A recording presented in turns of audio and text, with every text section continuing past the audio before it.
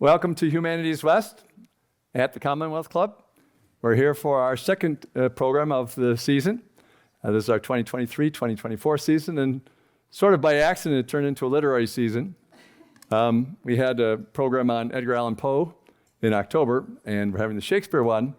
And one of our professors from Stanford that we've had do other things suggested that we do one on Marcel Proust. And that was a couple of months ago, and we've been trying hard, but we will have one on Thursday instead of Friday. We're going to have it on Thursday, March 21st. Now, why are we having it on a Thursday? We're having it on a Thursday because we can't get a speaker on a Friday because he's going to be in Vancouver, but because he's going to be in Vancouver, he's going to stop here on his way there. And that's Adam Gopnik of the New Yorker, who has written about Marcel Proust. So you can let people know he's on his way here. And that's due to the Vance Carney Memorial Fund, which was given to us a while back. So we're using that to bring Adam here, plus Josh Landy from Stanford and Dora Zhang from Berkeley to speak on Proust. So that's our next one, the third one of our season.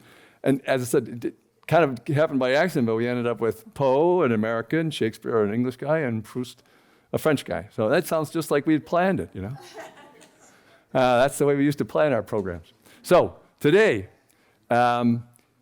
we have the 400th anniversary of Shakespeare's first folio when the plays were all put together.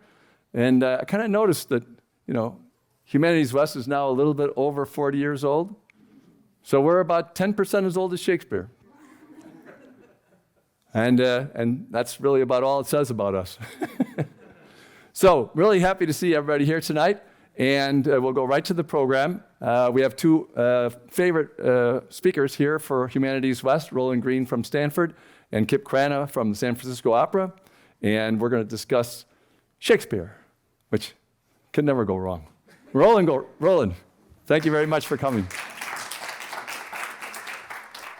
The first version of this talk was prepared for an event a couple of months ago at the University of London for their celebration of the 400th anniversary of the first folio. And then I was looking forward so much to doing this event tonight with Kip and George that I changed it around and added some things to it. So this is the second edition of this talk. 400 years ago today, a reader who perused the books on offer at several of the bookshops in St. Paul's Churchyard, London's center of the book trade, would have encountered the same title, a new volume in folio with the air of its present moment about it, in a number of shops, such as those of Edward Blunt at what had been the sign of the Black Bear, William Aspley at the sign of the Parrot, or Matthew Lones at the Bishop's Head. These booksellers, along with the recently deceased William Jaggard and his son and successor Isaac, whose shop was located several hundred feet to the north in Barbican, were members of the syndicate that published the book in question, titled Mr. William Shakespeare's Comedies, Histories, and Tragedy, the object around which we gather today that has come to be known as the First Folio. Between 750 and 1,000 copies were printed and sold for about £1 each, a little less for an unbound copy. For a skilled worker in the 1620s, £1 would amount to 1 to 2 months' wages. Apart from the figures such as Blunt, who served as both publishers and booksellers, the instigators of this event were two retired actors, the 50-ish Henry Condell and the even more elderly John Hemmings, both associated with the theatrical company known as the King's Men, which was still a going concern and would remain so until the closing of the theaters in 1642. The role of Hemmings and Condell in the presentation of the volume speaks a complex message to any discerning reader. On the one hand, the book carries a dedication to the most noble and incomparable pair of brethren, William Herbert, the third Earl of Pembroke, and his younger brother Philip, who was at the time the Earl of Montgomery and became, after William's death a few years later, the fourth Earl of Pembroke. These brothers had an impeccable literary lineage as sons of the poet and patron Mary Sidney and nephews of Sir Philip Sidney, the preeminent literary figure in England at the end of the 16th century, along with the fact that they, especially William, were supporters of the king's men. So the dedication to them announces the volume as a literary occasion connected to what we have to regard as the nascent canon of English poetry. And remember that in this moment, poetry is the contemporaneous word for what we would call literature today. It's not limited to verse. Much as aspiring poets 2 generations earlier, in the same sort of gesture, would have dedicated their work to the uncle of these 2 guys, Sidney himself. Hemmings and Condell's faith in Shakespeare's standing in this dedication is not absolute. The dedication calls the plays these trifles and insists that only because the 2 Herbert brothers, quote, have been pleased to think these trifles something, has the volume asked to be yours. Now, coming in the wake of Ben Jonson's ostentatiously titled Works of 7 years earlier, which was itself one step ahead of its time in declaring something that was fairly outrageous in 1616, the idea that the author of not only poetry but plays for the commercial theater in the English language could be said to have works. This volume of 1623 comes along 7 years later, corroborates Jonson's presumption, and on the notional shelf of literature in the vernacular, it clears a space for the 36 plays of the folio. In the next instant, Hemmings and Condell apply a different tone in a prefatory letter to the great variety of readers. This curious document takes its approach from how a certain kind of journeyman writer of this period, an example would be a sort of jack-of-all-trades figure like Thomas Nash, the way that they address their publics in a frankly commercial way. I don't know, you probably can't read it, but I'll quote what it says at the beginning of this address to the readers. From the most able to him that can but spell, there you are numbered. We had rather you were weighed, especially when the fate of all books depends upon your capacities, and not of your heads alone, but of your purses. Well, it is now public, and you will stand for your privileges, we know, to read and censure. Do, but buy it first. Perhaps oddly by the standards of only a few years earlier, but in a sign of the times, the judgment of prospective readers from the broad public concerns Hemmings and Condell more than that of the elite William and Philip Herbert, from whom so much favor, quote unquote, can be expected because of their demonstrated interest in Shakespeare's plays. Aristocratic patronage has already been offered and accepted, making the dedication to the Herberts the record of a past transaction, while in their variety, common readers prompt a palpable sense of unease that manifests itself as importuning, almost heckling the reader. Quote, how odd soever your brains be or your wisdoms, make your license the same and spare not. Judge your 6 worth, your shillings worth, your 5 shillings worth at a time or higher, so you rise to the just rates and welcome. But whatever you do, buy. End of quote.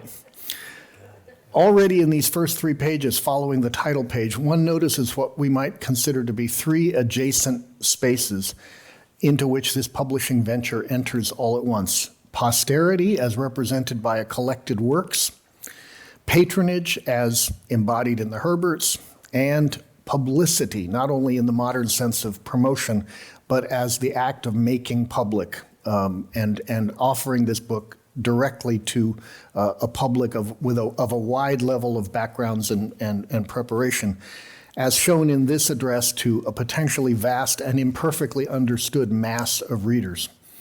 Many books of this era are conceived as belonging to one or sometimes 2 of these spaces, but few manifest an appeal to all 3 or attempt to gather them together into a unitary space for the purposes of the book as a multidimensional audience assembles for itself.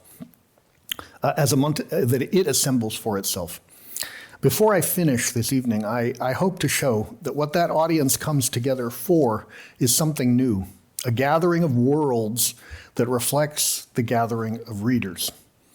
Where all these forces meet, the First Folio becomes an engine of cultural renewal. In 1623, a volume of plays under the name of a single playwright was inherently a risky proposition. The market for plays was in the theater, not in books, and the vast majority of plays that were performed never found their way into print, by one estimate more than 80%.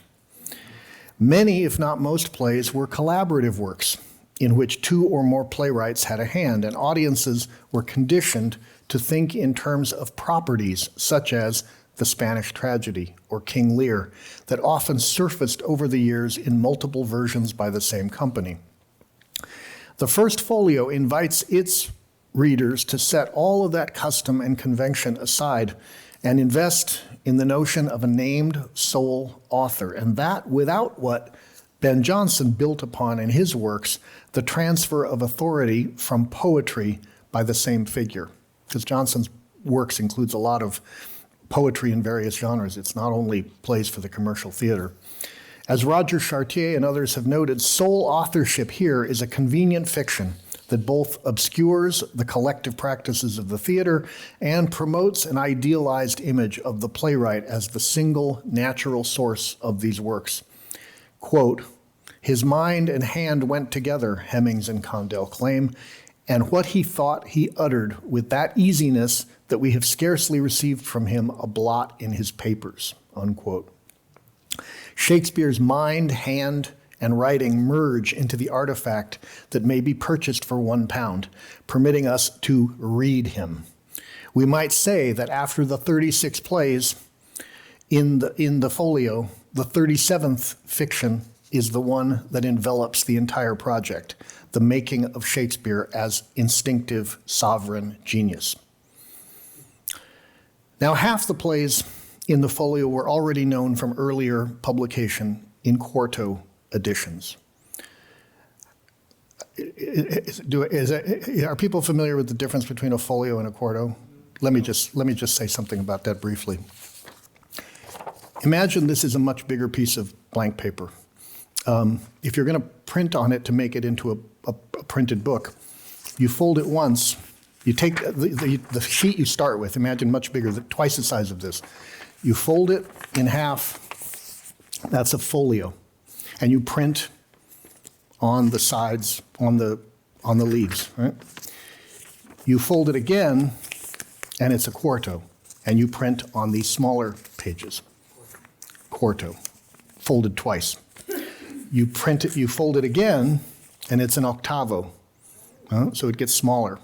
A quarto is about the size of in this period, is about the size of the smaller kind of paperback book. And a folio is more like a coffee table book. And an octavo is something you could put in a pocket easily.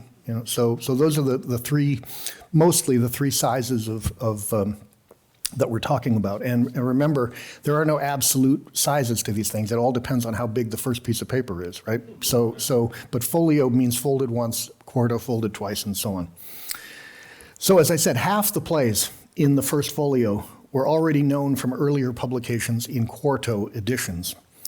The remaining 18 had not been previously published, including As You Like It, Julius Caesar, Macbeth, Antony and Cleopatra, and the three plays that appear first in each section. By the way, I could kick myself. I should have made for you a slide of what amounts to the table of contents for the volume. But what it is it just says at the top, a catalog of the plays contained in this volume, and then it lists all the comedies, all the tragedies, and all the histories in a kind of idiosyncratic order. So among the plays that had never been published in quarto were the three plays that appear first in each section. That is The Tempest under comedies, King John under histories, and Coriolanus under tragedies. On the title page, the statement under the title, published according to the true original copies, encodes this selling point. For a previously published play in which Shakespeare's authorship is assumed, something that perhaps the buyer had already read in quarto, The folio offers a version that is true and original in the sense that the text is reliable and the whole play close to an origin in his already honored powers of conception. Other editions, it is implied, are potentially unreliable as texts and derivative as ideas. At the same time, for newly published plays, the words true and original mean something else, affirming rather than assuming Shakespeare's authorship and brandishing originality not in comparison to another edition, but as a claim that this play has never been encountered anywhere in print at all. The adaptability of these seemingly natural, neutral words, true and original, to different expectations is a sign of how the volume assembles disparate orientations into its own purpose-built universe. The division of the plays into a catalog, according to the genres of comedy, history, and tragedy, deserves some attention for a moment. Comedy and tragedy are categories out of Aristotle's Poetics, of course, while history seems to be an adaptation to the nature of the Shakespearean corpus, whether the playwright's own label, as recalled by Hemmings and Condell, or their extrapolation from his practice. The division, at once classical and ad hoc, is very much of his late 16th and early 17th century moment. Let's pause for a moment to remember where early modern humanism came from. In its sense as philology, literally the love of words or the knowledge of texts, humanism means the rediscovery of the classics or the writings of Greek and Roman antiquity. Shakespeare experienced humanism in this sense during his childhood, when at age 7 or so he took instruction at the King's New School in Stratford. The curriculum there was familiar across England: careful study of classical texts, rote memorization of Latin grammar, and lots of imitation of canonical examples. Medieval education had been centered on logic, theology, mathematics, and other relatively abstruse arts. The Renaissance sees a recentering so that education becomes oriented toward the so-called liberal arts, originally grammar, dialectic, rhetoric, arithmetic, music, geometry, and astronomy. What do these have in common? They take the measure of the immediate material rather than spiritual world. They prepare educated men, unfortunately not usually women in this period, to have a civic, diplomatic, and cultural participation in this world rather than preparing exclusively for the next. This is the foundation of the humanities. It is about emphasizing those disciplines that make mere human beings into humane beings, that allow us to become. Why grammar, as Shakespeare and his fellow schoolboys must have asked themselves? My teenage daughter asks me the same question. Why grammar? Grammar is the core of this educational practice because it mediates between worlds and worldviews, between past and present, between parts of ourselves. How many of you have had the experience of learning grammar a different way when you learn a foreign language, and suddenly you things that as a native speaker of, say, English, you don't realize? There are subjects, there are objects, there are all kinds of ways of constructing the world through grammar that aren't apparent to you until you look at it from the outside. We think of grammar in the modern sense as something technical, but the Renaissance notion of grammar is as the art and science of language: syntax, etymology, prosody, etc. When the Roman, actually Spanish, rhetorician Quintilian looks for a translation of the Greek grammatiki into Latin, he suggests literatura, which is not yet the modern literature, but is something like letters, the art and science of letters. Those of us who study literature within the humanities are the direct descendants of this humanist educational philosophy. Now, in this spirit, Renaissance humanists venerate the classics. They regard the Middle Ages incorrectly as dark, the epithet chosen by the Italian poet Francesco Petrarca, because they perceive that much of the writing of antiquity was lost or put aside then only to be rediscovered in the 14th, 15th, and 16th centuries. It is true, however, that classical texts begin to be rediscovered at a faster clip in the 15th century, and that the pace quickens across the 16th century. Shakespeare's classics are different from those of, say, Englishmen a generation or two before him because he has more access to the texts, and more texts create a richer encounter with antiquity. We gain a sense of the folds of the Renaissance when we note that in February of 1564, the artist and poet Michelangelo Buonarroti died while the astronomer Galileo Galilei was born. And in the spring of that same year, 1564, the Protestant reformer John Calvin died a month or so after Shakespeare was born. If we permit ourselves to imagine something kind of silly, that exchanging Michelangelo and Calvin for Galileo and Shakespeare, we see the period turning from more abstract notions of how human beings ought to exist in relation to God, to time and space, and to history, all foundational questions of humanism and the Reformation, and toward practical observation of the world as it is.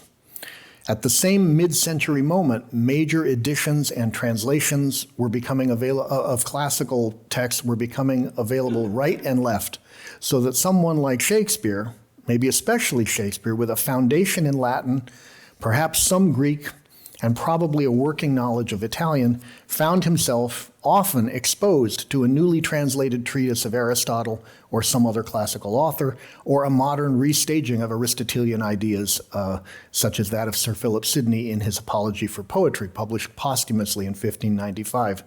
Our hypothetical customer in the bookstalls of St. Paul's Churchyard might have come across Lodovico Castelvetro's commentary on Aristotle's Poetics, published in 1570, or any number of derivative works that appeared over the next decades. And as the available corpus of classical thought expanded, it became a matrix with which the educated man could fully converse, searching out contradictions, staking out disagreements, and making it part of one's everyday experience. Shakespeare's relationship to the classics reflects that of his era, not existential or reverential in the way of earlier generations of humanists, but often practical, sometimes ironic, and always for use. Aristotle wrote that the dramatic genres were comedy and tragedy. Shakespeare's company, who in their Elizabethan career before the accession of King James had been known as the Lord Chamberlain's Men, had met the challenge of mythologizing English history to accommodate the propaganda of the Tudors in plays such as Henry V and Richard III, not to mention Henry VIII, with its defensive alternate title, All is True, as though to insist that contrasting reports of the Tudors were fake news. One can imagine the playwright setting down his copy of Castelvetro's Aristotle and telling his company, now the King's Men, that they had invented a new genre, the history play, of and for their times. So what Hemmings and Condell show us in their catalog is a pragmatic Aristotelian division in the spirit of the generation born after 1550. That response to classical norms, accommodating Aristotle but also expanding his observations, marks one of the ways that the First Folio announces itself as a work not only of English but of world literature. The notional book buyer of 1623 might have come across another title, published only 3 years earlier and also published by Edward Blunt, that declared itself in a comparable way. This was The History of Don Quixote, as the British audience would say, Don Quixote, the first part of which had been translated into English for the first time in 1612. The original book was published in 1605, part 1, 1615, part 2, 10 years apart. But in English, the first part appeared in 1612 by the translator Thomas Shelton, and it then appeared, the two parts together complete, by Shelton in 1620, so just 3 years before the First Folio.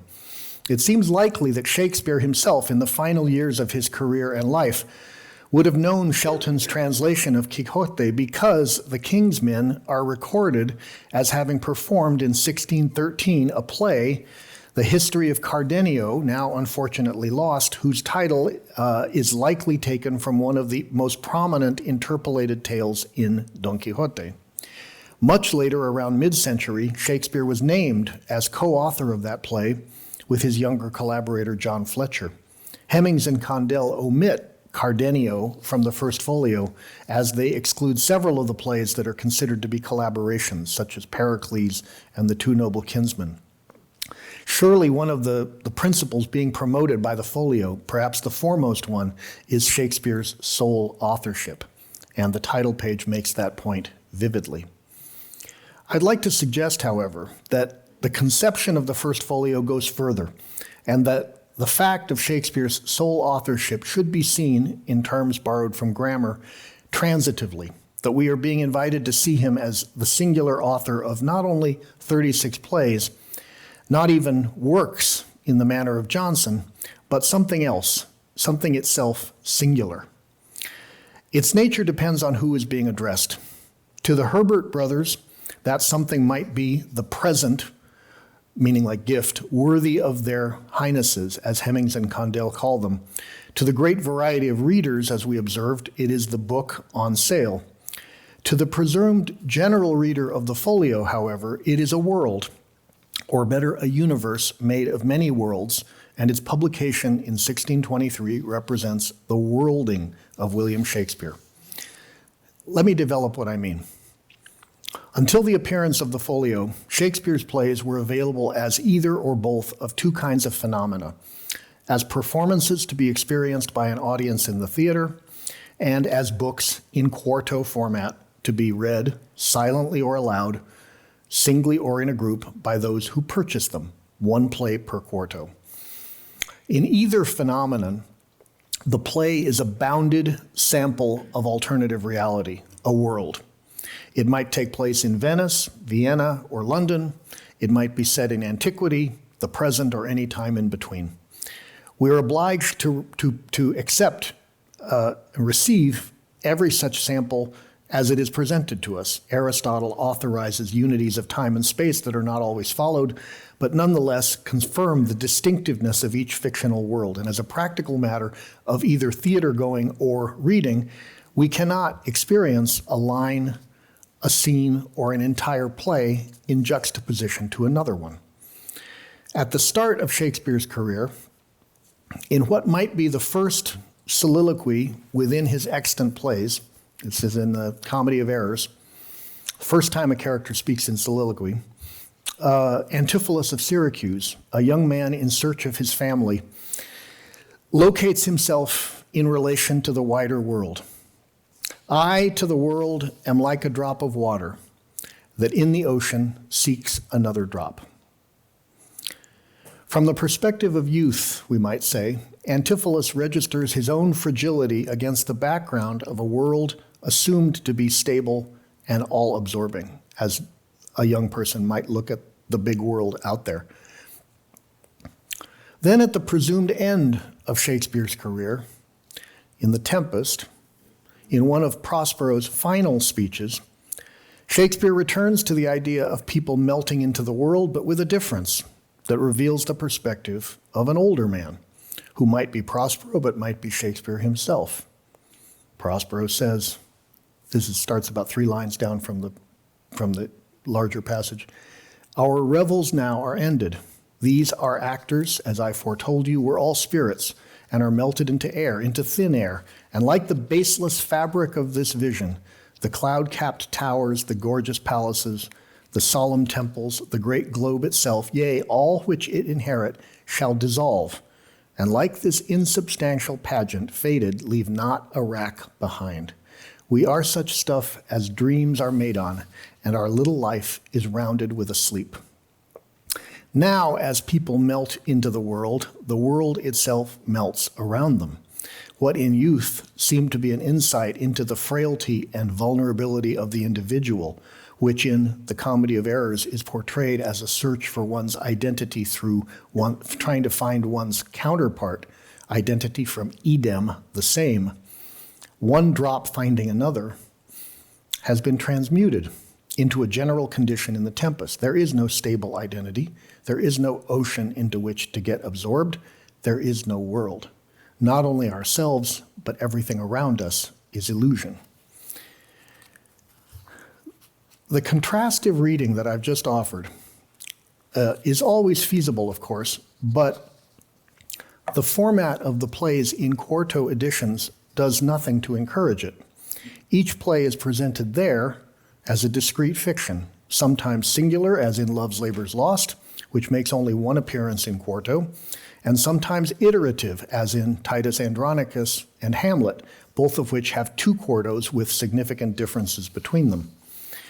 When the differences between quartos are severe enough, as in Hamlet, we might be tempted to say that they represent alternate worlds with a setting and some characters in common. But what the quartos resist by their nature is the notion of Shakespeare as author of one thing, a universe of many perspectives. Now think back to that book stall with Shelton's translation of Don Quixote alongside the first folio. Cervantes and Shakespeare, along with Philip Sidney, Edmund Spenser, and other notable writers, belong to a generation born between about 1550 and 1565. We think Cervantes is born just a little before that period, while Shakespeare is at the younger end of that range. As makers of fiction, that generation has a number of influential convictions, and none of them is more powerful than the understanding that if a fictional world will do justice to a recognizable reality, will show posterity how it feels to be alive in a certain time and place, it must be made from multiple perspectives. Among the achievements of Don Quixote is to gather the kinds of fiction that conventionally, before his time, would have occupied discrete books of fiction, such as pastoral, about shepherds, chivalric, about knights, courtly, about courtiers, utopia, an ideal society, picaresque, a far from ideal society with people at the bottom of, people barely hanging on, and so on, and make them come into contact with each other within the fiction.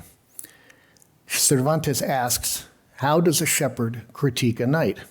What does a woman from a courtly fiction say to a woman from a picaresque? When a Christian newly converted from Islam, joins a communal meal in a humble Spanish inn, what happens?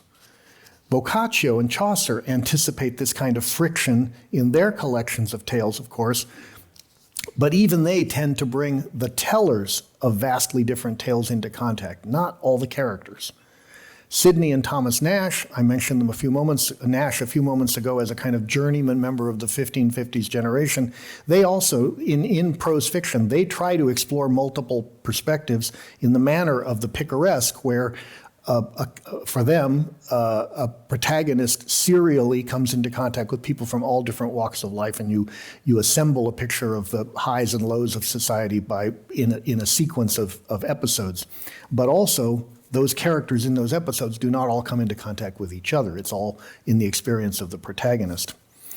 One may only guess at what prompted Cervantes to fashion a fictional world out of many perspectives. Perhaps his experience crossing social classes. He was born in poverty. He rose to work in the household of a cardinal.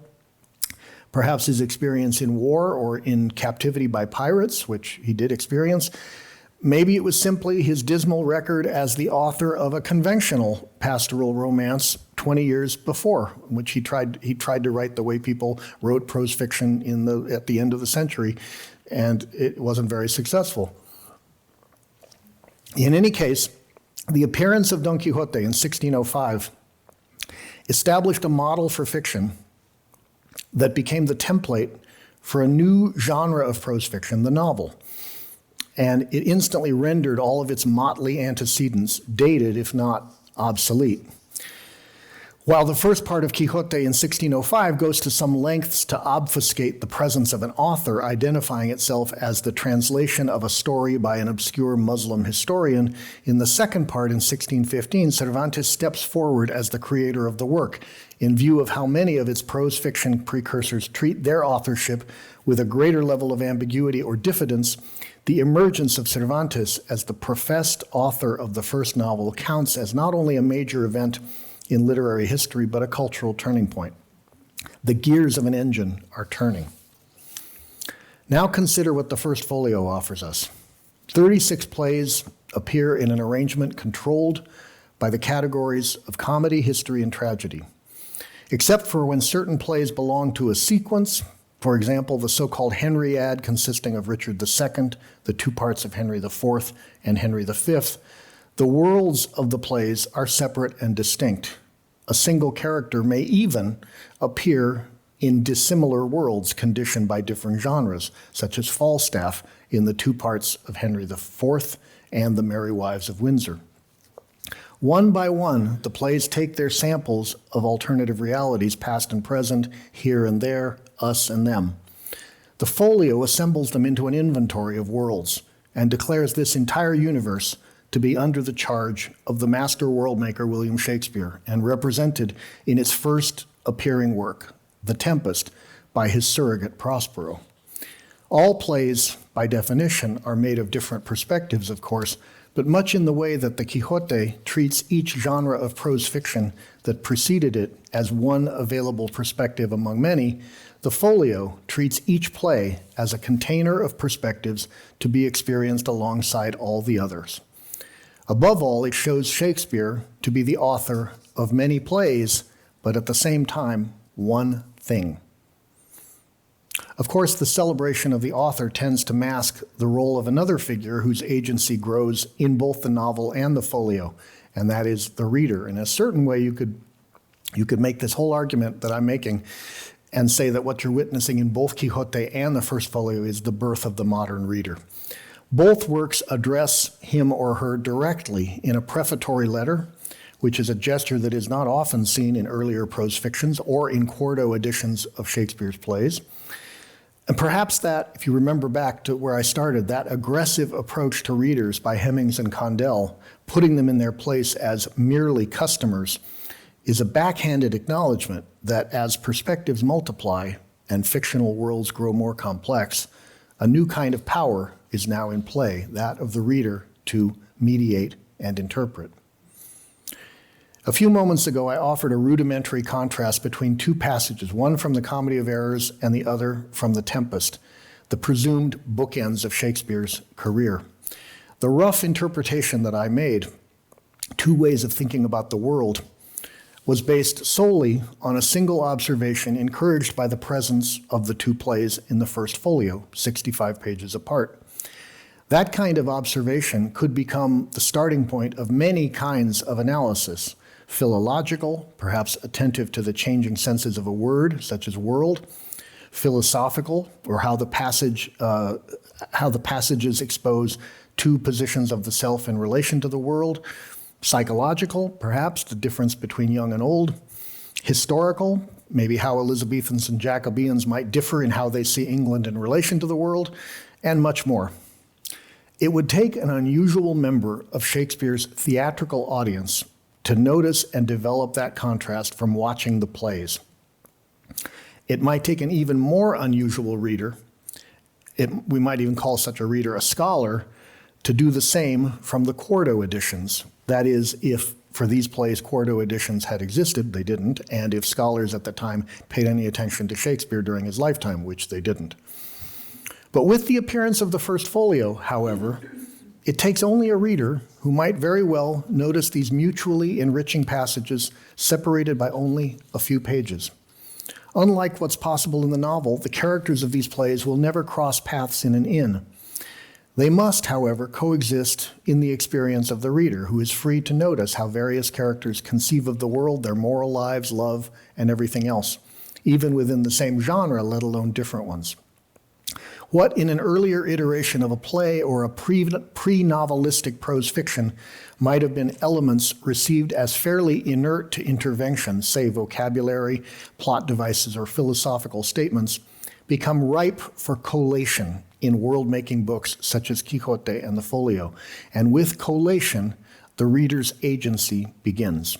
Suddenly, we are aware of several interlocking moving parts: the author, the reader, multiple texts, and at that point, what I'm calling a cultural engine comes into action. There is, we might say, a phenomenology of such works, elements that might not matter in less capacious books come under our notice, something like the way a worldly person observes things even at home that might escape another's attention. Among details of this sort are mistakes. And I'm going to conclude with a couple of examples of what might be considered mistakes in these two world-making books. In a fiction that occupies one world, a mistake is often only a mistake. But when we have been in other worlds, we can imagine other ways of interpreting it, perhaps as holding greater meaning in another light, another context, another language, so to speak. Two examples of this phenomenology of the mistake come to mind in the two world-making books I've been discussing, Don Quixote and, of course, the Folio. Don Quixote notoriously features a lot of unstable names. Sometimes the narrator tells us that a character's exact name is unknown or equivocal, and sometimes the names simply change from one part of the story to another. Is that a sign of the author's inattention? Or does it indicate that the book traverses worlds where names may be rendered or understood in various ways according to who is observing? Have you ever gone by different names in the different worlds of your life, say from childhood to your job to parenthood? The great mid-20th century philologist Leo Spitzer argued that the names in Quixote are not mistakes, but are a window into the instability of observable reality in the novel, and ultimately a testament to the power of the novelist who holds it all together. So that's one phenomenology of the mistake as something, a seeming mistake as something other than a mistake, in fact, a window into a world.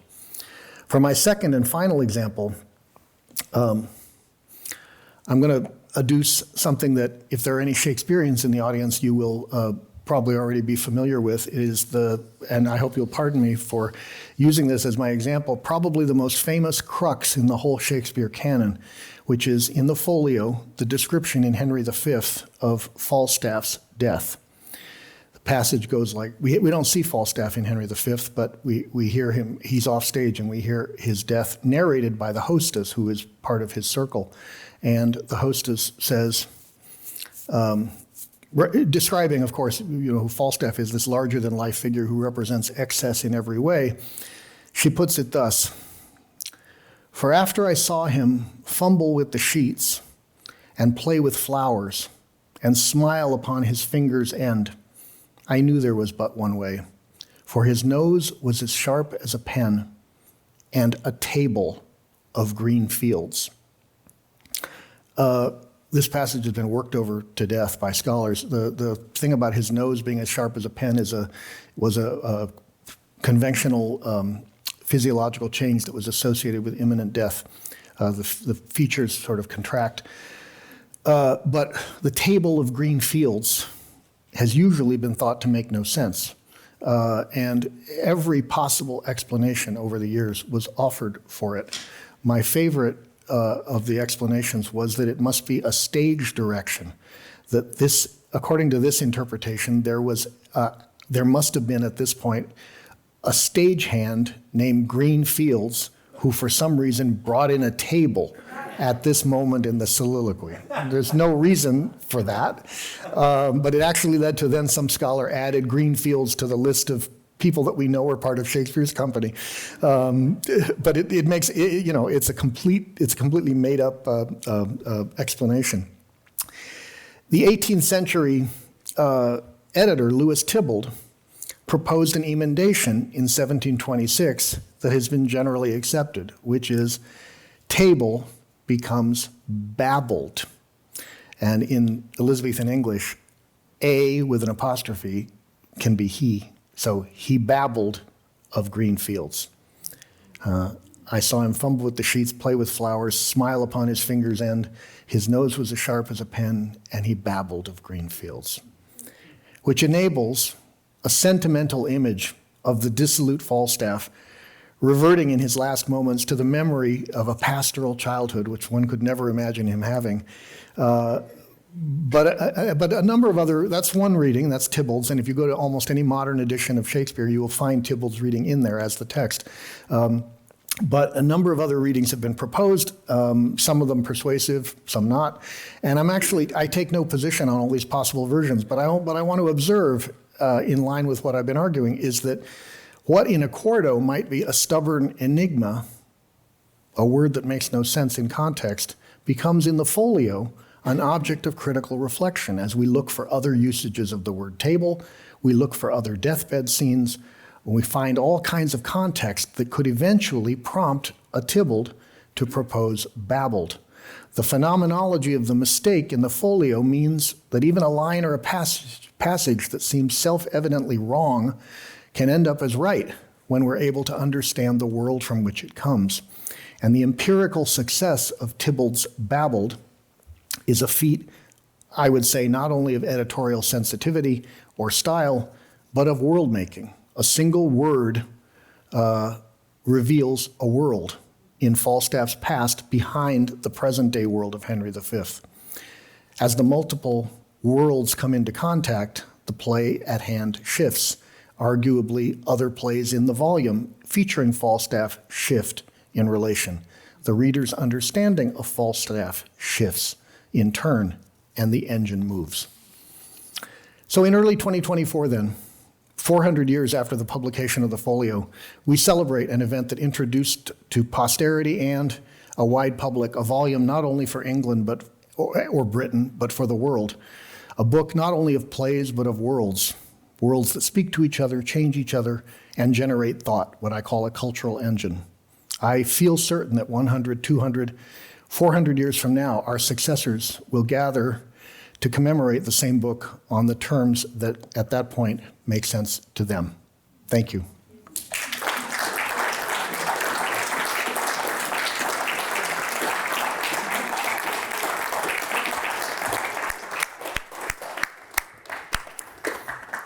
Just to remind our audience, as we usually do, we'll ask questions. After Kip's lecture, we'll have both Roland and Kip here, and if you have any questions, we can fill them out on cards, and the cards will get distributed somehow during Kip's speech, probably. So, any questions by anybody? Okay, yes. Was Shakespeare's image on the first folio, was it common that the author would be featured, or was that unusual compared to the other ones that you showed us? They were classical. Very unusual. Okay. Very unusual. It's part of, I would say it's part of that making of a singular figure, whose sole authorship is being demonstrated. Good question, thank you. Thanks, Teresa. Yes? I'm intrigued by the characters in the folio running into each other at roadside inn. Has any author attempted work having all the folio characters interacting with each other? I think if someone hears that's getting a PhD right now, you just might have inspired a new book. All right, Kip Cranna. Thank you, George. Thank you all. Hello to Humanities West again. It's great to be back in the Commonwealth Club. And I'm honored to be following Professor Green with that wonderful sort of setup for me to talk about Shakespeare and opera. I would never claim to be a Shakespearean scholar, although I adore Shakespeare and have spent a lot of time with him. But I do claim to know a little bit about opera. I'm in my 45th year now of association with San Francisco Opera, during which time I've been involved in the presentation of a number of Shakespeare operas. And so I thought I would bring a little insight from that experience to bear tonight as we look at some of the plays and see what happens when they get turned into operas. Now, I have this little cartoon I found in the New Yorker, which I think tells us why we're glad to have the first folio. We don't really have any bootleg recordings from the Shakespeare period, and so we have to depend on things like the first folio for what we know about Shakespeare. According to the New Grove Dictionary of Opera, which is the go-to reference work in English about opera, there are more than 270 operas based on the plays of Shakespeare, and that's an old figure. The Metropolitan Opera on its website now estimates the figure closer to 300. So he is by far and away the most popular author when it comes to adapting literary works for for opera. And I actually have a little, I should mention that the number keeps growing of Shakespeare operas. These are some recent ones. Thomas Ades's The Tempest in 2004, Brett Dean's Hamlet in 2017, and I'm sure many of you saw John Adams' Antony and Cleopatra at San Francisco Opera in 2022. So I have a little quiz for you. The people watching online, I don't really have a mechanism for involving you in this. You'll have to sort of make your quiz choice on your own and just think of it to yourself. But for those of you in the room here, after Shakespeare, what other authors' works have been the basis of the most operas? Is it Charles Dickens? Is it Cervantes, about whom we've just been hearing some interesting things? Is it Victor Hugo? Is it Sir Walter Scott? Is it Dante? Think for a second. How many votes for Charles Dickens? I see none. How about Cervantes? I see at least one. Victor Hugo? Yeah, there's a scattering there. How about Sir Walter Scott? There's some votes over there. And Dante. Quite a few for Dante. All right, well, this is a tricky question, but you Scott people are right. According to the University of Aberdeen in Scotland, there have been at least 93 operas based on Scott. The one you maybe heard of is Lucia de Lammermoor, based on his The Bride of Lammermoor. The others on the list there, probably things you never heard of. You've heard of the books, perhaps, but not the composers. So he's a distant second to Shakespeare, and let's get back to Shakespeare now. Among the most frequently performed operas, there are three by Verdi: Macbeth, Othello, Falstaff. Gounod's Romeo and Juliet is performed fairly often. Ambroise Thomas, another French composer, his Hamlet, as it's called in French. And Benjamin Britten's A Midsummer Night's Dream, one of my personal favorites. So when I talk about what I call page to stage, I do this fairly often, looking at the way literature gets transformed into opera. I always quote the Italian dictum, prima le parole, the words come first. That has to be the inspiration for the composer before he sets pen to paper to put the notes down. But I always point out that this is a transformative process, not an additive one. That is to say, the composer is not taking Shakespeare's words or any other authors and just adding music to them. It's a transformative process where the words become an inspiration, the starting point for a transformational process, which is fascinating for me, at least, to watch. And it's very unpredictable. It depends on what's going on in the mind of the composer and his librettist, that is to say, the poet who's writing the text for him to set. So I'm going to explore that. So now we're going to look at 4 different plays and the operas that are based on them, and take a look at this page-to-stage transformative process. There are basically 3 possibilities the way this could work. This is me generalizing here. There could be a mostly faithful rendering of the text. There could be a sort of a major transformation, taking the text and really making it into something different. And then you could have the text as merely a springboard to something completely new. So we're going to look at examples of all that, starting with this idea of mostly faithful rendering of the text. And we will start with the French composer Hector Berlioz and his version of Much Ado About Nothing, which is called Beatrice and Benedict. I would point out that in the play, the male character is Benedict. In the opera, he's Benedict. And the composer wrote his own libretto for this, in French, of course. And here's a brief synopsis of the scene we're going to look at here. So, always at odds, Beatrice and Benedict trade insults regularly. He swears he will never marry. Benedict's friends scheme to trick him into marrying Beatrice by arranging for him to overhear a conversation in which they hint that Beatrice secretly loves him, supposedly based on a report from her female cousin, Hero, while feigning sadness that he doesn't love her back. The trick works, and he decides to pursue her. And here is that scene in the play. This can be no trick. The conference was sadly born. They have the truth of this from Hero. Love me! Why? It must be requited. I hear how I am censured. They say I will bear myself proudly if I perceive the love come from her. They say, too, that she will rather die than give any sign of affection. I did never think to marry. I must not seem proud.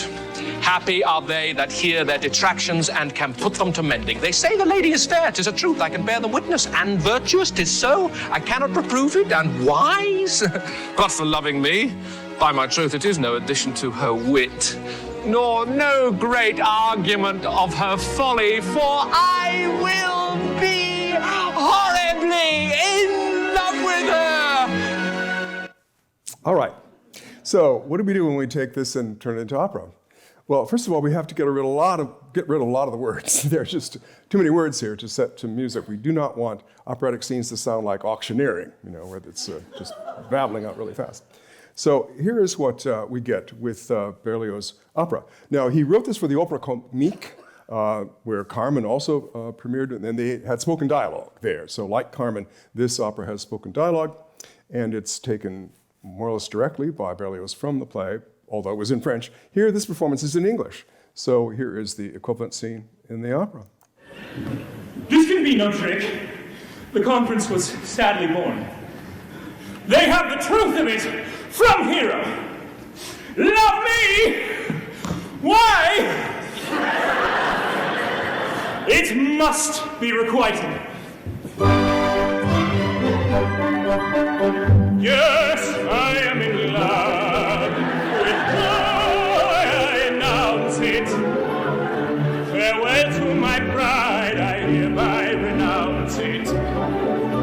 At last I'm sure it's her I adore. At last I am sure it's her I adore. I love and adore, I love and adore.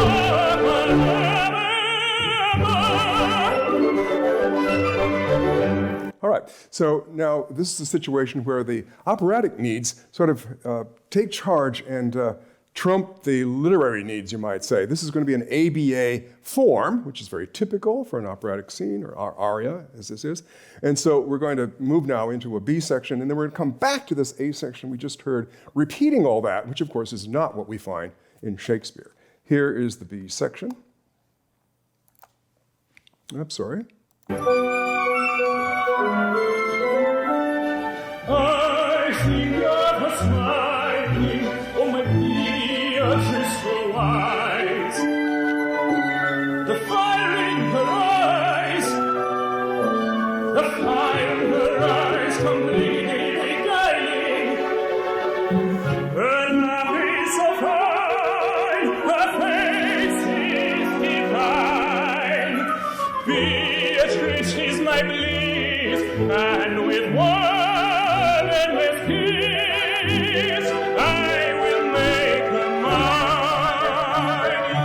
And here's the A section, returning. Yes, I am in love. With joy I announce it. Farewell to my bride, I hereby renounce it. At last I am sure it's her I adore. At last I am sure it's her I adore. I love and adore. I love and adore forever. All right, so there we have an example of a fairly straightforward setting of the text, obviously with cuts and changes to some extent. Many of you, if you go to the San Francisco Opera, you've heard Alex Schrader, young tenor who was in our Young Artist program some years ago. He's had a great career. He's actually on staff now at San Francisco Opera while continuing to sing. All right, let's look at a more major transformation from Shakespeare into opera. And we're going to go to Verdi, who was a great Shakespearean by his own admission. He said, "He is one of my favorite poets. I have had him in my hands from my earliest youth." Verdi did not read English well, so he knew Shakespeare in Italian. We know that when he was on his deathbed, he had not one but two complete sets of the works of Shakespeare in Italian near him. And we'll look at his Macbeth. In this poster from the world premiere, you see they left the T off.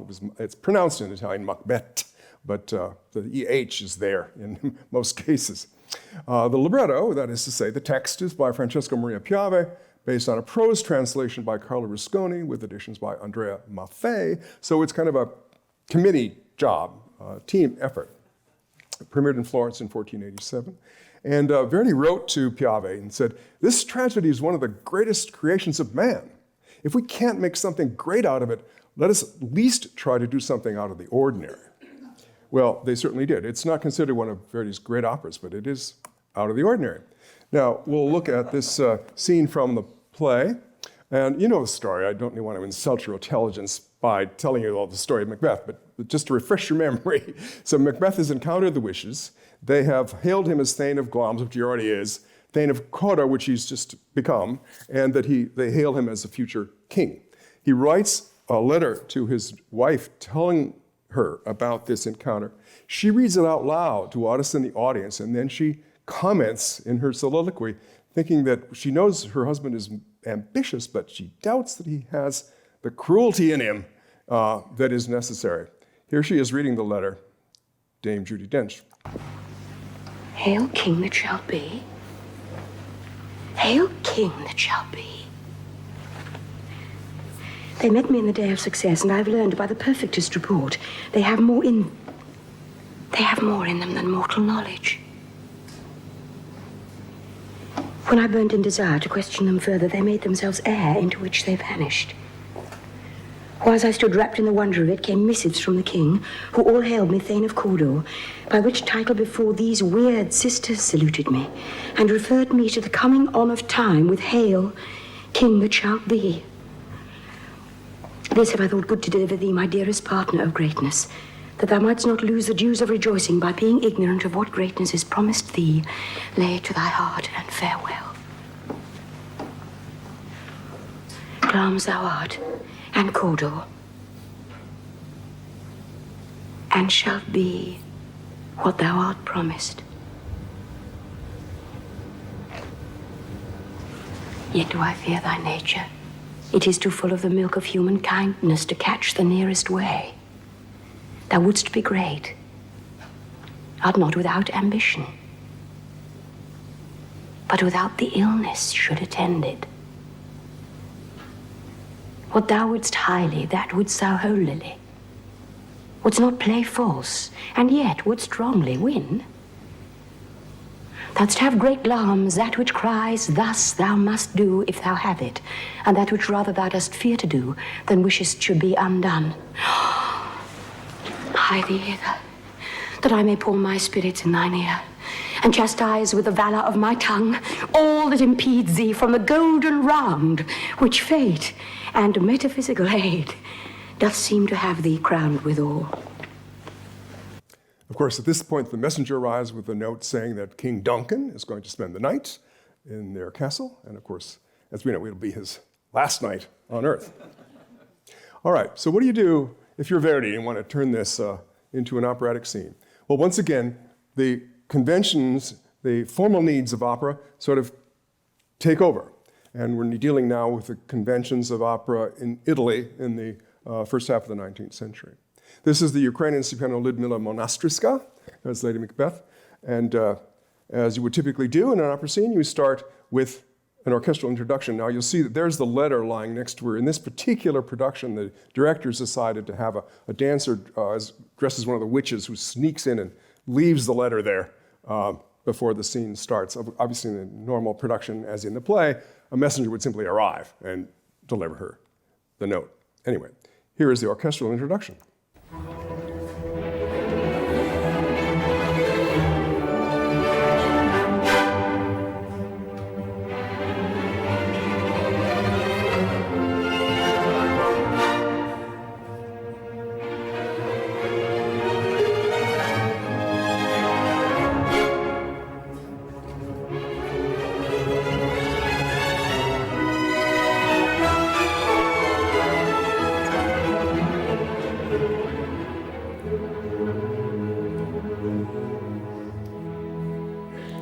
Now, as in the play, she reads the letter out loud to the audience, in Italian, of course.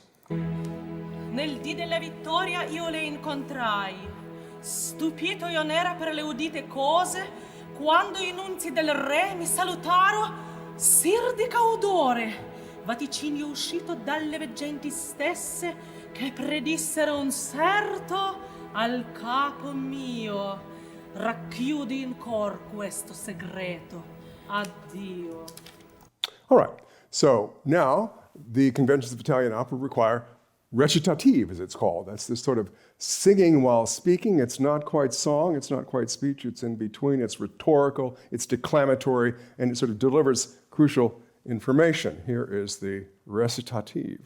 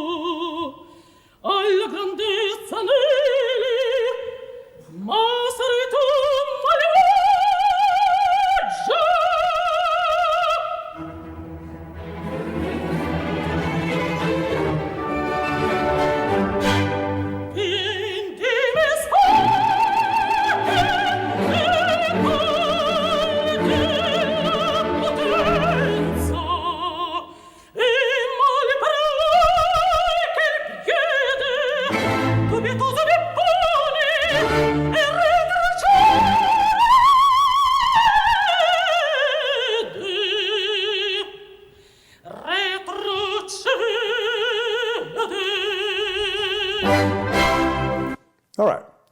We can already see that Verdi's Lady Macbeth is even more formidable than Shakespeare's. And she's going to launch now into her aria.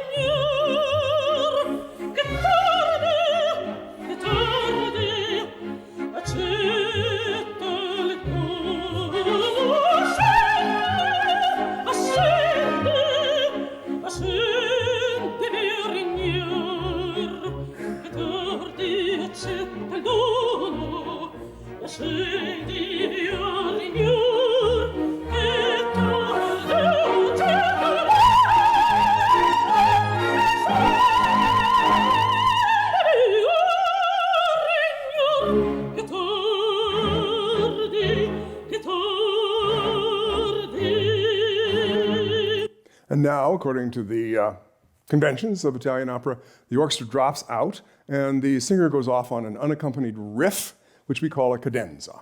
Here is the cadenza.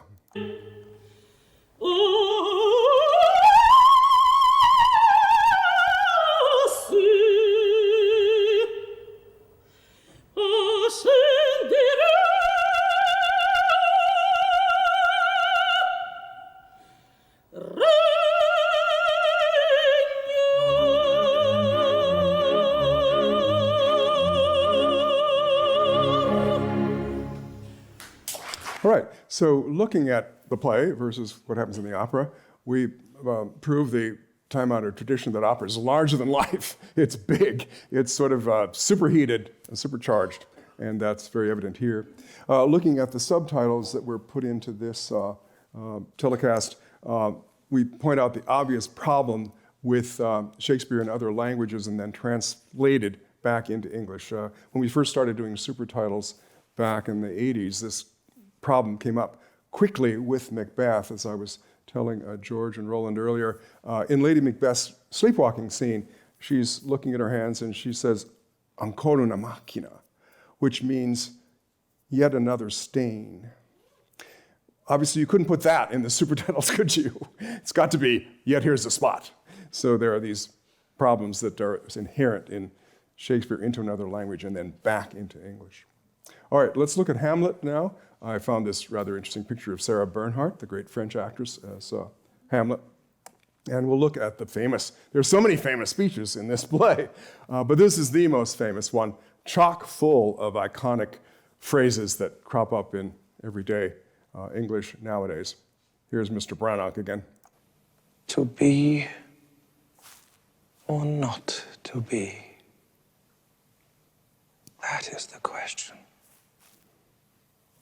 Whether 'tis nobler in the mind to suffer the slings and arrows of outrageous fortune, or to take arms against a sea of troubles, and by opposing end them, to die, to sleep, no more, and by a sleep to say we end the heartache and the 1,000 natural shocks that flesh is heir to. 'Tis a consummation devoutly to be wished. To die, to sleep, perchance to dream. Aye, there's the rub. For in that sleep of death, what dreams may come when we have shuffled off this mortal coil must give us pause. There's the respect that makes calamity of so long life. For who would bear the whips and scorns of time, the oppressor's wrong, the proud man's contumely, the pangs of despised love, the law's delay, the insolence of office, and the spurns that patient merit of the unworthy takes, when he himself might his quietus make with a bare bodkin? Who would fardels bear to grunt and sweat under a weary life? But that the dread of something after death,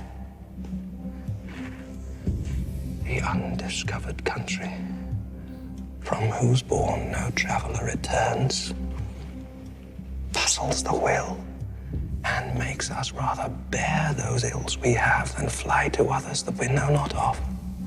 Thus, conscience doth make cowards of us all, and thus the native hue of resolution is sicklied o'er with the pale cast of thought, and enterprises of great pith and moment with this regard their currents turn awry and lose the name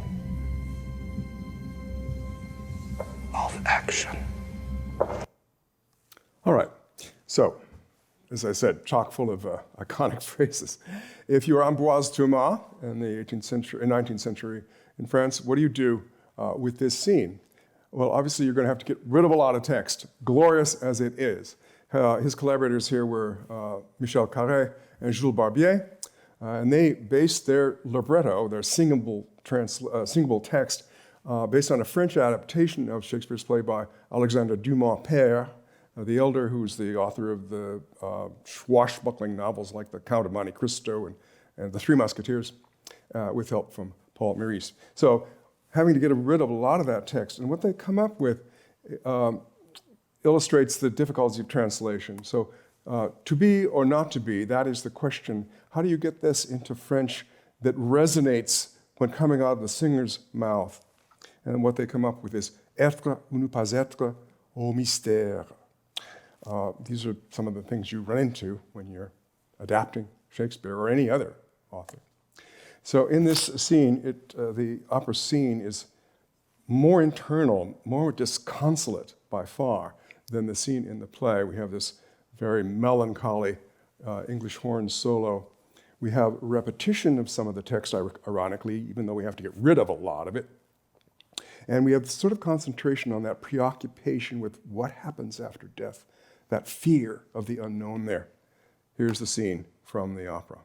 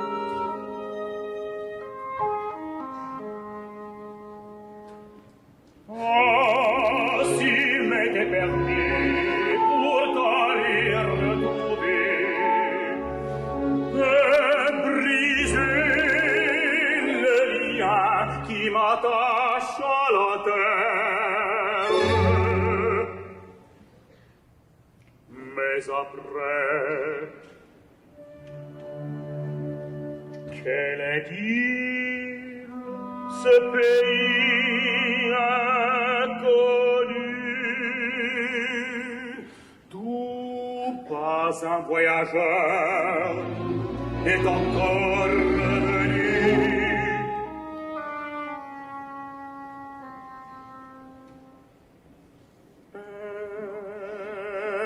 Être ou ne pas être,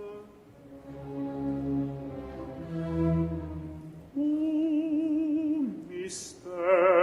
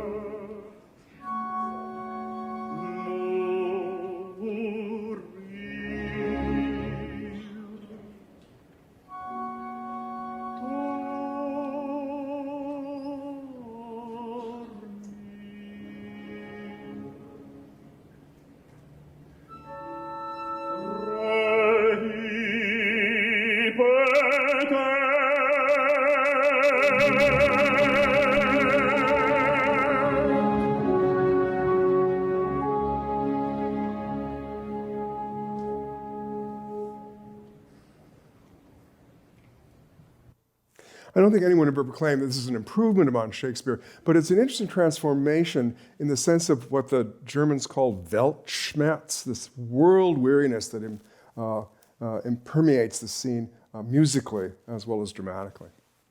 All right, moving on now to using Shakespeare's text as a springboard to something completely new. And we're going to Verdi again and look at his last opera, Falstaff, from 1893. He was almost 80 when this premiered. And he collaborated with the younger man, a brilliant poet, Arrigo Boito, who was a composer as well, composed the opera Mephistopheles, among others. They had paired up to do revisions to Verdi's opera Simo Boccanegra, and they hit it off after an initial sort of, well, it's a long story, but they were antagonists at first, but they became close collaborators, and Boito then wrote the libretto for his Otello, and finally, Falstaff. Now, as you know, there are no Shakespeare plays named Falstaff, but as Roland was pointing out, he appears in 3 and is mentioned in a 4th. Henry IV's parts 1 and 2, and Mary the Wise of Windsor. He's a character of import, and we hear about his death in Henry V. Now, there is this legend, which is probably only that that The Merry Wives of Windsor came about as a royal request that Queen Elizabeth said she would love to see a play in which Sir John Falstaff was in love. Who knows? Roland, I bet you don't give much credence to this. Remember, who knows? As the Italians say, se non è vero, è ben trovato. If it's not true, it's a good story. Anyway, so I'm going to point out an aria in Falstaff, which is basically The Merry Wives of Windsor turned into an opera, which is inspired by this little dialogue that occurs in Henry IV, Part 1. So I think you're familiar again with the situation. Falstaff is the fat knight. He pals around with Prince Hal, this young man who is going to be the future King Henry V. They get into all sorts of scrapes and troubles and lots of rambunctiousness. And in this scene, Prince Hal greets Macbeth. What am I talking about? Falstaff. He greets Falstaff when he shows up and he says, "Here comes lean Jack. Here comes Barebone. How now, my sweet creature of bombast, how long is to go, Jack, that thou sawest thine own knee?" And Falstaff replies, "Mine own knee? When I was about thy years, Hal, I was not an eagle's talon in the waist. I could have crept into any alderman's thumb ring." Boito takes this little germ of an idea and he inserts it into the scene in Act 2 of Falstaff, where Falstaff is wooing Mistress Ford. He's come to Mistress Ford's house for an assignation while her husband is away, and she's just playing along. She has no intention of doing anything with him, but she's led a trap for him to teach him a lesson. And in this particular production, which I quite love from the Met in 2013, for this little assignation, she has fixed him quite a nice meal.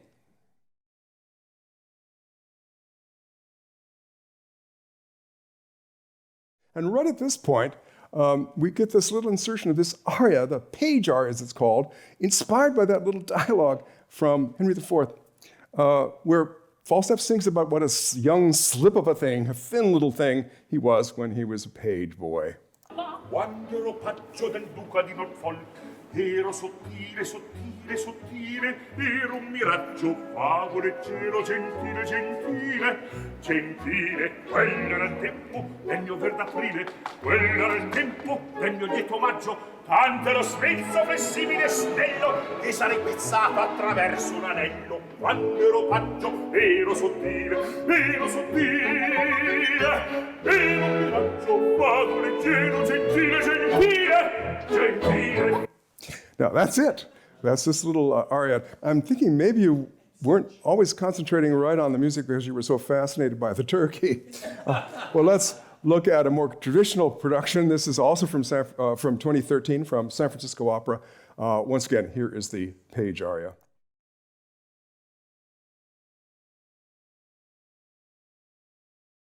So this is Boito taking this little speech from Henry IV, Part 1, and rethinking it, finding a new place for it in this wooing scene in The Merry Wives of Windsor, aka Falstaff, as the opera is called.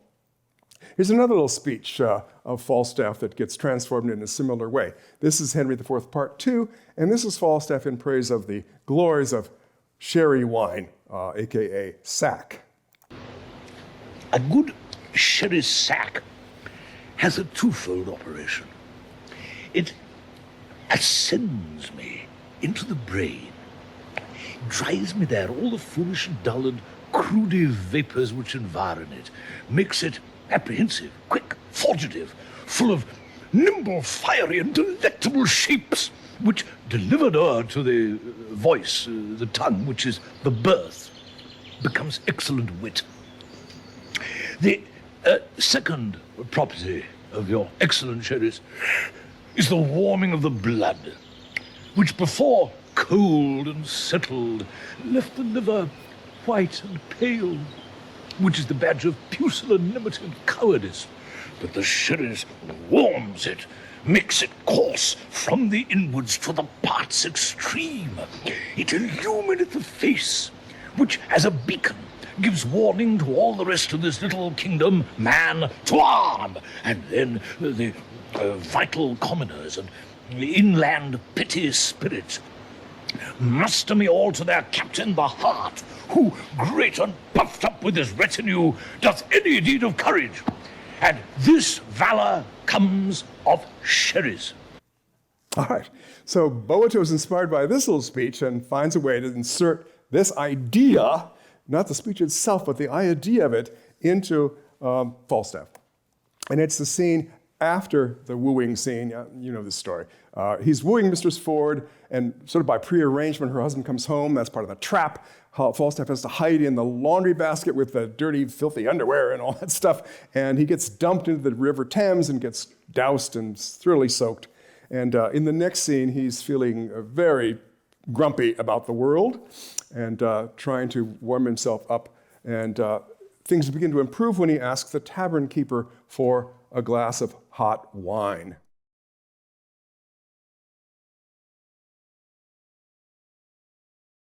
All right, so a very good example of idea of taking the text of Shakespeare as just a springboard, really, for something really quite marvelously new and different. Shakespeare remains an incredible source of inspiration to everyone, including opera composers. And we've looked at the various possibilities of this sort of transformation, the mostly faithful rendering of the text, the major transformation, and then the springboard to something completely new. I think Shakespeare will continue to inspire us, as he so put it so well. If music be the food of love, play on. Thanks for listening.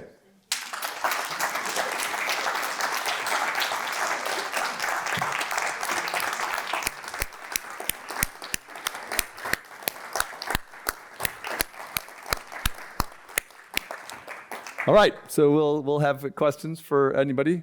You can turn them in. She'll pick them up, and then we'll ask them. So Roland and Kip, you want to join us on stage? The first question is, have you spent much time, Roland, looking at the operas that have been done on Shakespeare, or that's sort of a totally different area that you don't look into? Well, I have just an audience member's appreciation of opera, so I haven't done it in any kind of thoroughgoing way. Yeah.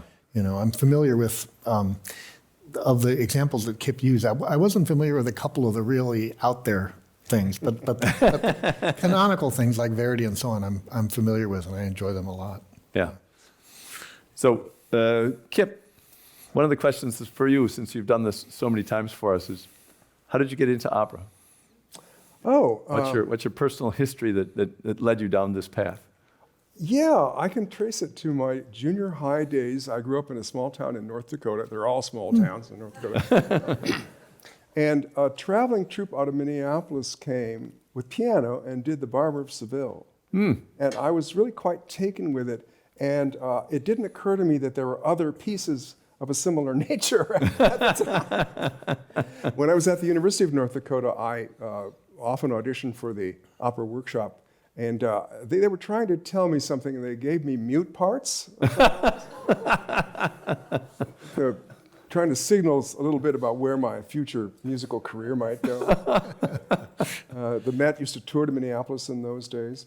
And thanks to the U.S. Navy, after my Vietnam stint, I was sent to Naples, Italy, where if you're interested in music, pretty much the only thing to do is go to the opera. Yeah. That's how I attribute that evolution of interest in opera.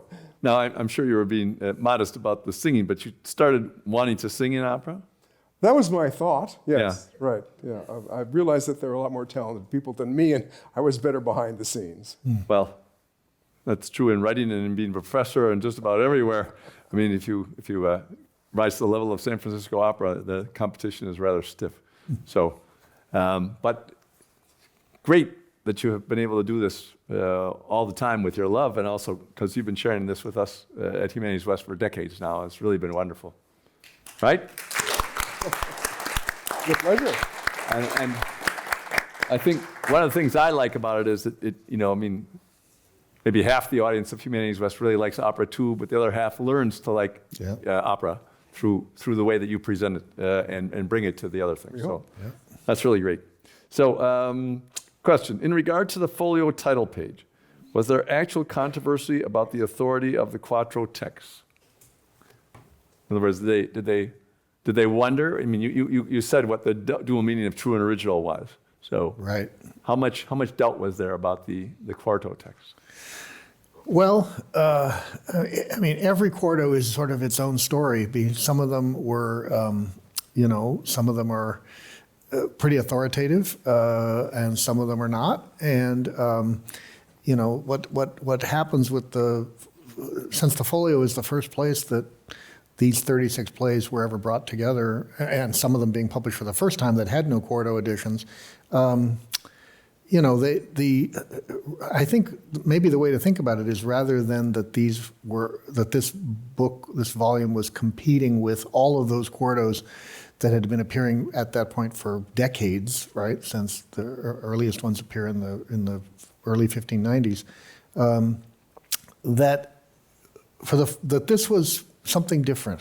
This was not in competition with the quartos, but a kind of quantum leap over them, and a kind of completely different Shakespeare than anybody had experienced up to that point. So, if you go play by play, there are controversies between a quarto edition of something and a folio edition, sometimes between more than one quarto and a folio. The famous example is Hamlet, where in the first quarto, 1603, the to be or not to be speech is, I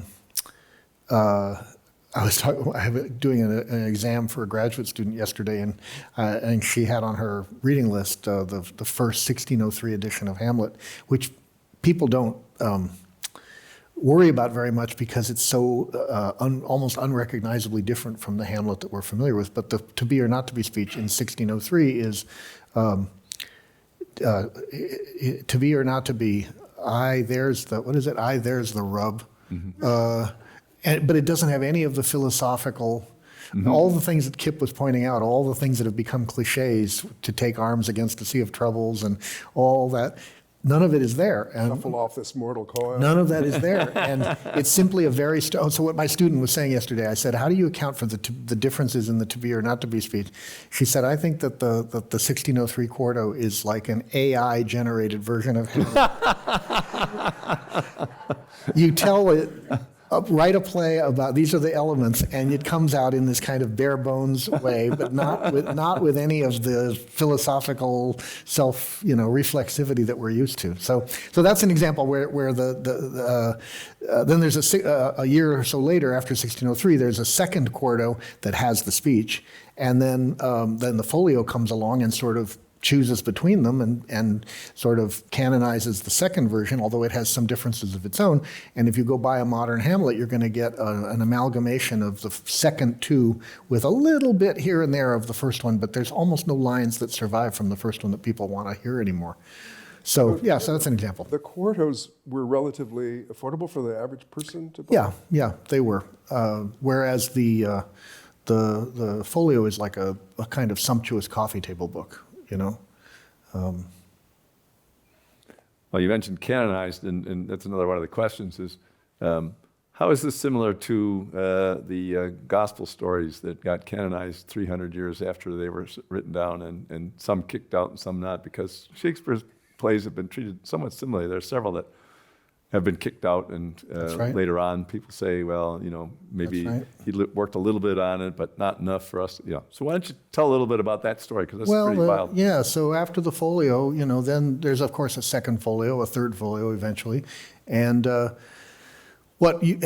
starting with the second folio, a batch of new plays come in, including some that we no longer consider to be by Shakespeare. And so there is a kind of process of sort of sifting that goes on over decades and generations after starting really with the first folio, which is the first time anybody thinks of there being a Shakespeare canon.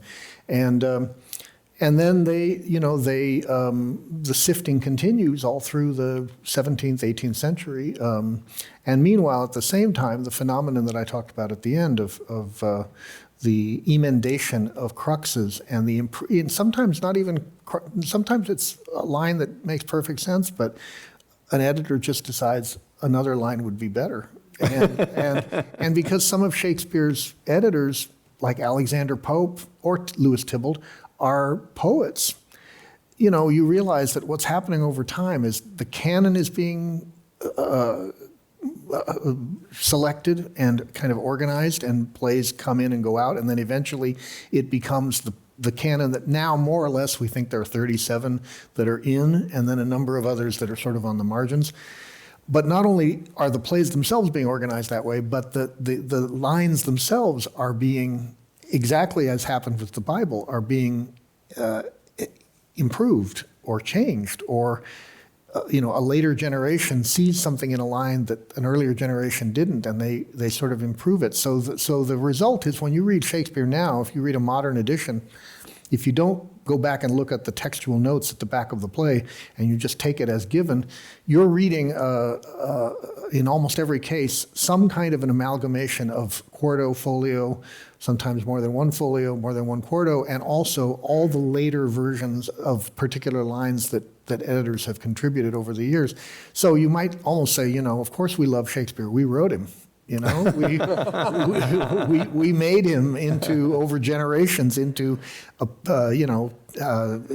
timeless, sure, because every generation has a hand. So it is biblical in a way like that. Well, these brothers that you mentioned, that the aristocracy that made this happen, are responsible for. I mean, nobody ever took a poet and canonized him in this way. And one other question about that is, are any of the 36 in the first folio have been proven to not be, or decided to be kicked out, or are all 36 still in? Oh, let me think. No, they're all still in. Yeah, They're all still in. Yeah. So there's only been one edition. That's pretty good for a first folio. Yeah, I believe so. Yeah. I'd be curious about the modern practice in performing Shakespeare. There are a lot of words we heard some, particularly in Lady Macbeth's speech, there were some words that we just don't know in modern English. Is there a trend to just change those to be understandable, familiar words in modern English? In editions, like I think editorially, or in performance? Yeah. Oh, in performance, yes. Oh, absolutely. And because a lot of Shakespeare plays in performance have to be edited down because the originals are too long. One thing is that the quartos are probably pretty close to performance text in a lot of cases. The folio version of many plays is a fatter version because it's not necessarily the most faithful performance text. It has accumulated material that perhaps the company, the King's Men, had two versions of a speech, and they sort of put them into one for the purposes of the folio. So a lot of folio versions are a little long to be performed, and so people have to make choices, and directors often choose to, when something is difficult or sounds funny to a modern ear, well, they can just take that out and work around it, So, yeah. Here's a question for Kip. You showed 2 clips of Kenneth Branagh. Are you a fan of his work? No, but these were free on YouTube. There you go. That's the short answer. And they had the subtitles which is important. I had to put manually the subtitles into Lady Macbeth's speech because Judy rattles that off pretty fast. I wanted to be sure that it didn't go by unrecognized. Well, your answer comports with people's opinion of Kenneth Branagh, making sure that he's, got his viewpoint and his presentation out front, because he directed some of the movies that he was starred in as well.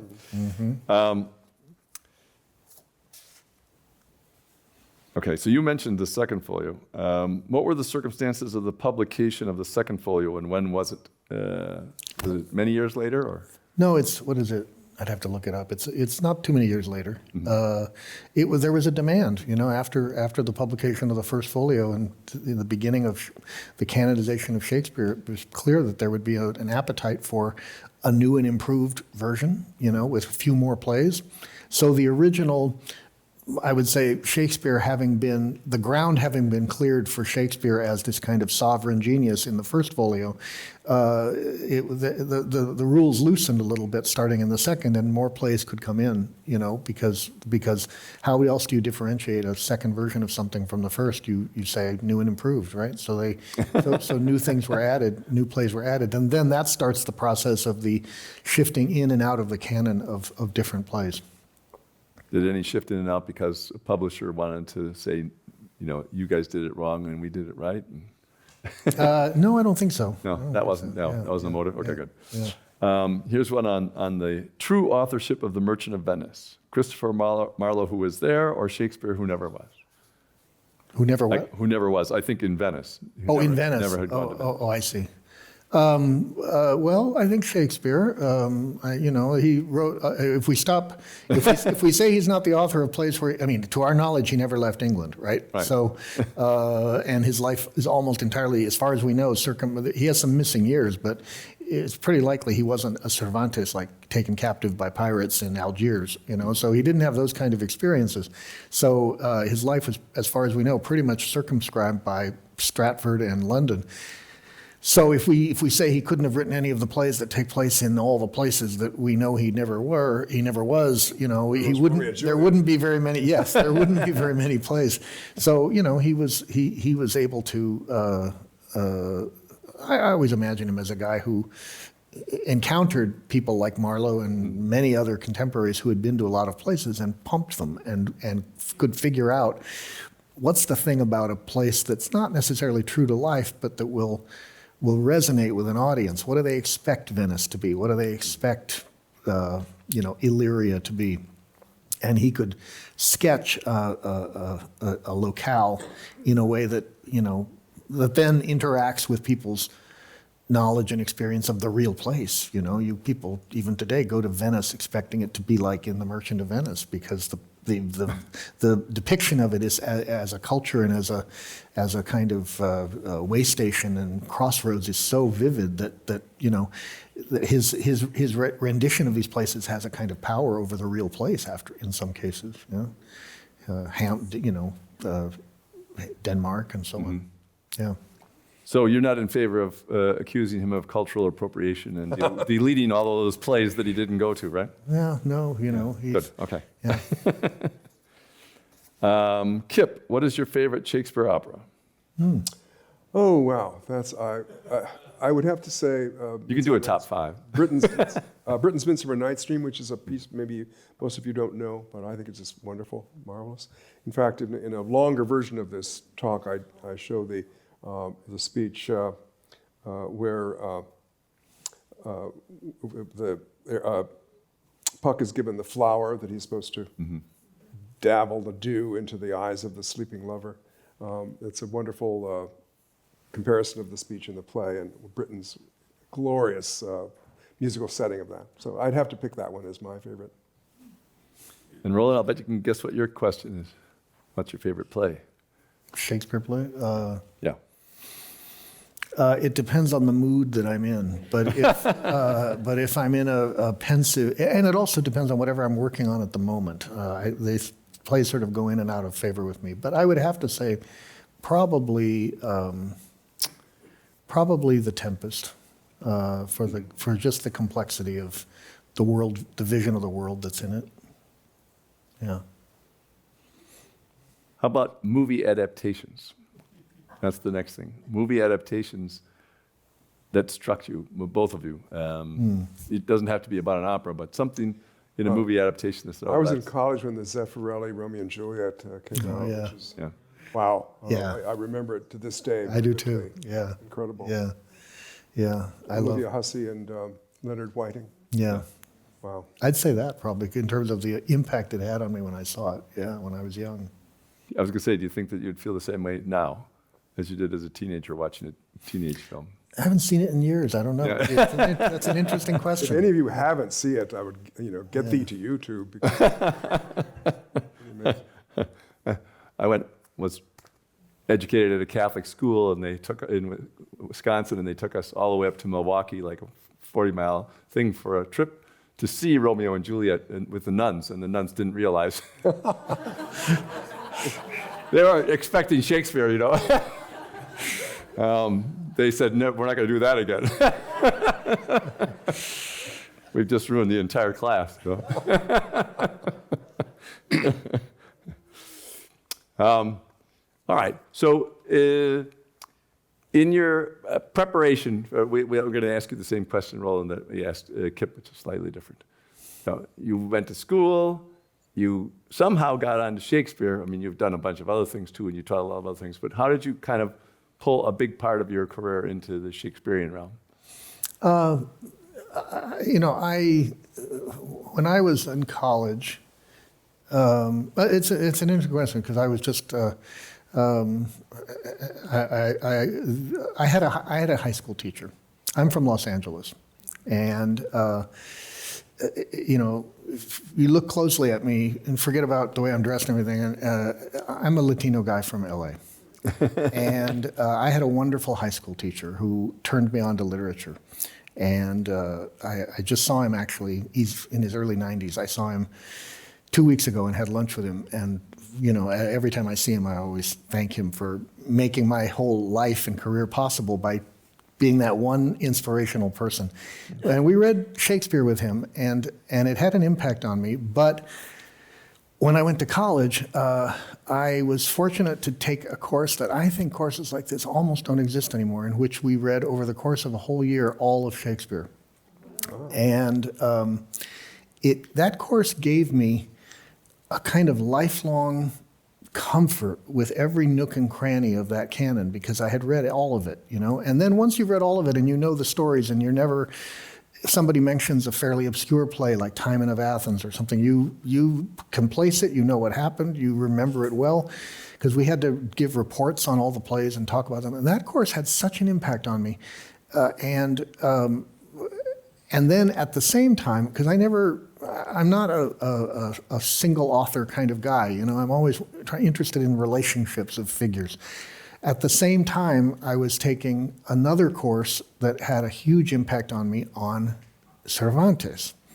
And I put those two courses really had absolutely nothing to do with each other, but in my mind I put them together because I was taking them around the same time.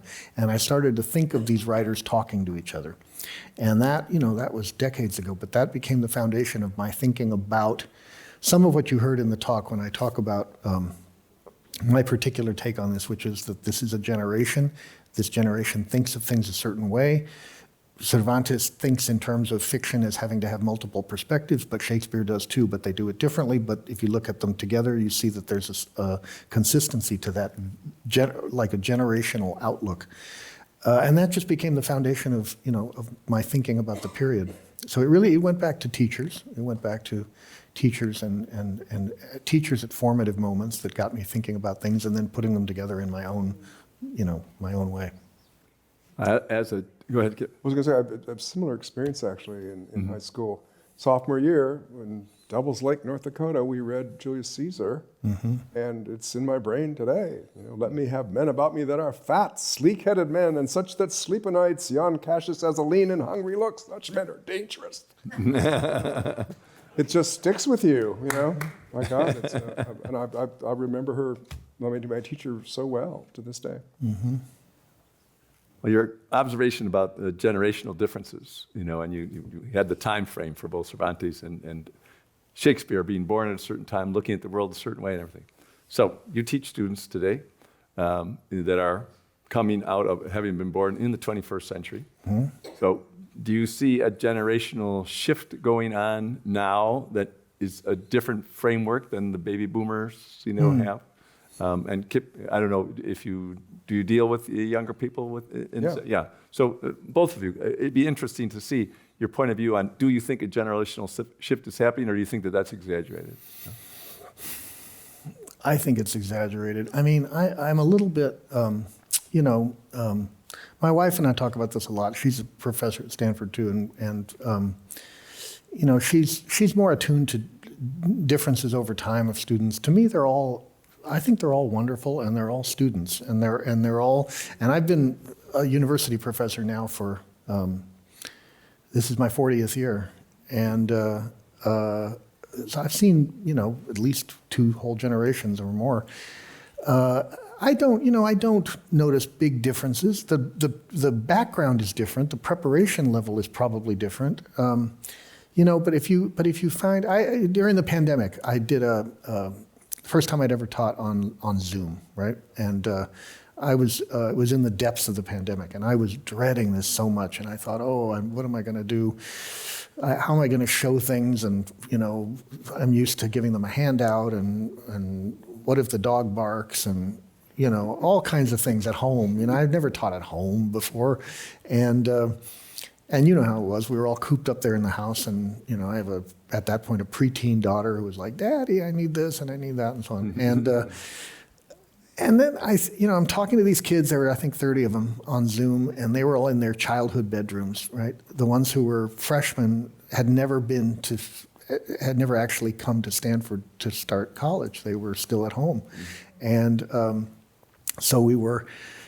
Just talking, and I was talking about the things that I was talking to you about, like how to think about, we went through the medieval and early modern period, and I was saying, what are these writers thinking? Like, what are they trying to do?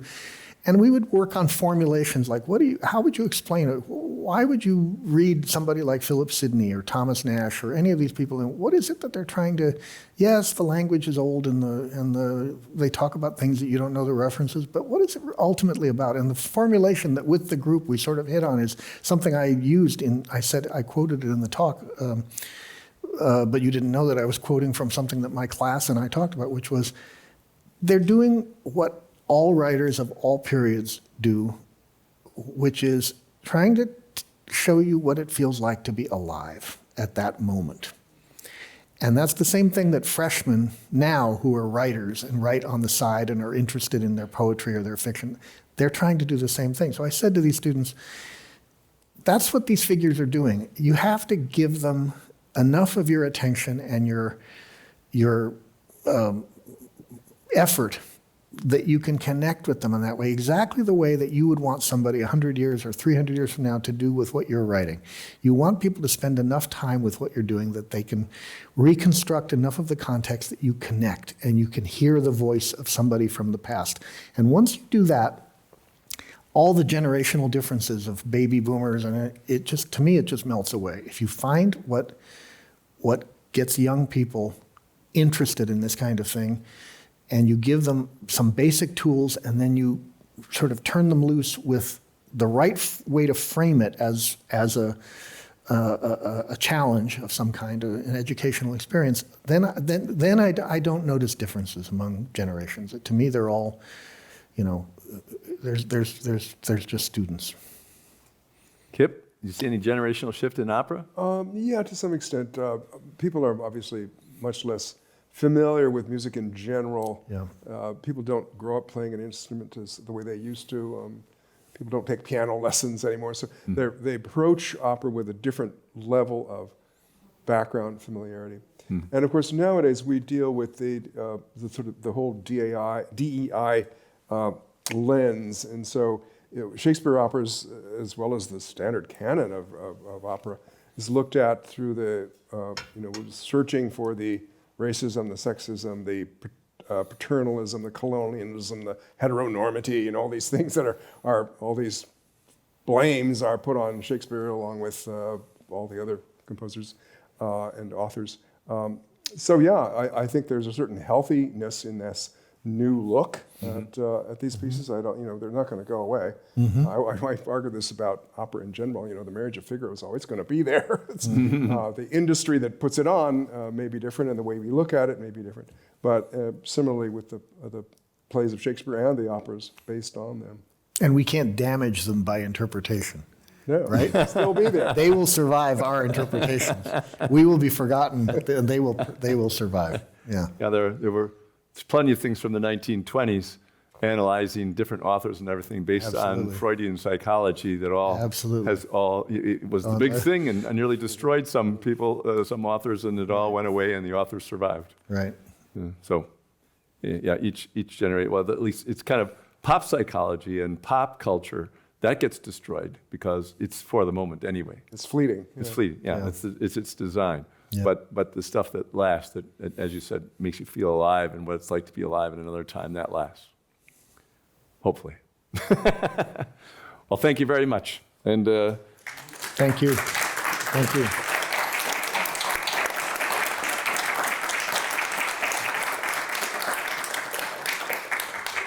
And so ends another event. This is our 8th digital and live program by Humanities West since the pandemic began. And it's over 40 years of doing this. And it's the 121st year of enlightened discussion for the Commonwealth Club. And so here we are, doing both at the same time. So thank you very much for coming. And again, as I mentioned before, March 21st, Thursday, Adam Gopnik from The New Yorker, Joshua Landy from Stanford, Dora Zhang from Berkeley are all going to be here to talk about Marcel Proust. Yeah.